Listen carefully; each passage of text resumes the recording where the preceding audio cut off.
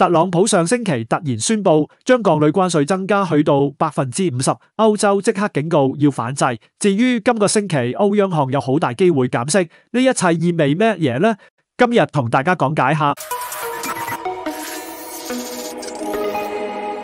早晨，我係 AI Mark， 今日係2025年6月2日，歡迎收睇財經早餐。上星期五，5月30日，美國總統特朗普宣布計劃將而家嘅 25% 鋼鋁關稅上調去到 50%， 以更好咁保護美國本土嘅鋼鋁工業。隨後，佢喺社交媒體上表示，該計劃將喺今個星期三，即4號生效。呢個舉措即刻引發咗歐盟、英國同澳洲嘅強烈批評。歐盟更係強調已經準備好對美國採取反制措施。特朗普嘅關稅政策嘅不斷變改同增加稅率，使到各國根本無法同美國達成貿易協議，最終可能只會導致各國選擇放棄同美國嘅談判，並直接喺貿易上同佢衝突。咁樣嘅局面對美國同全球經濟都會產生不利影響。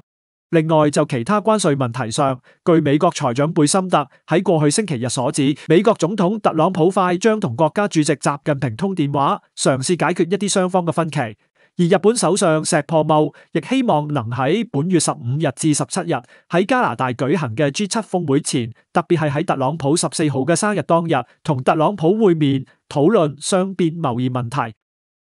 至於美墨間貿易協議，根據安排，該協議將喺明年要重新審視。不過，墨西哥財長指出，相關談判可能會提前喺今年10月嘅首個星期開始。而家加拿大同墨西哥輸往美國嘅好多商品，只要喺美墨加協議框架下邊，唔會被徵收關稅。不過，隨住協議嘅到期，情況可能會發生變化。呢個亦係加拿大同墨西哥急於同特朗普達成新協議嘅原因所在。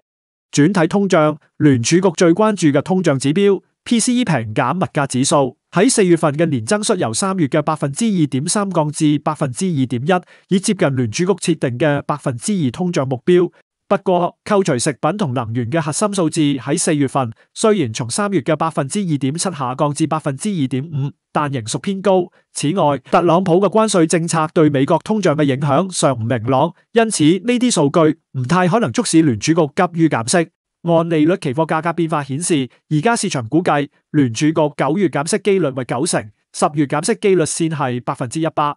今個星期最為市場矚目，相信係星期五美國公布嘅5月份就業報告。市場關注呢份報告，係因為將可以進一步反映特朗普嘅關稅政策對美國經濟所帶嚟影響。市場估計受關稅政策嘅唔確定性因素影響，5月非農職位可能只增長13萬個，如果屬實，即係遠低於4月嘅 17.7 萬數字。當然，除咗美國嘅就業數字，市場亦關注今個星期以歐元區公布嘅5月份通脹數字。睇返歐元區4月年通脹率已降至 2.2%， 如果進一步下降，將意味歐央行過去壓抑通脹嘅努力取得成功。議息會議方面，今個星期將有兩主要央行議息，分別係星期三嘅加央行同星期四嘅歐央行。市場普遍預期今個星期加央行將維持所有貨幣政策唔變，但歐央行減息25基點，將利率降至 2% 就係市場共識。市場所關注係繼今個星期嘅減息後，歐央行會唔會暫緩減息，甚至有冇機會暗示快結束其減息週期呢？好啦，今日時間差唔多，我哋聽日再見。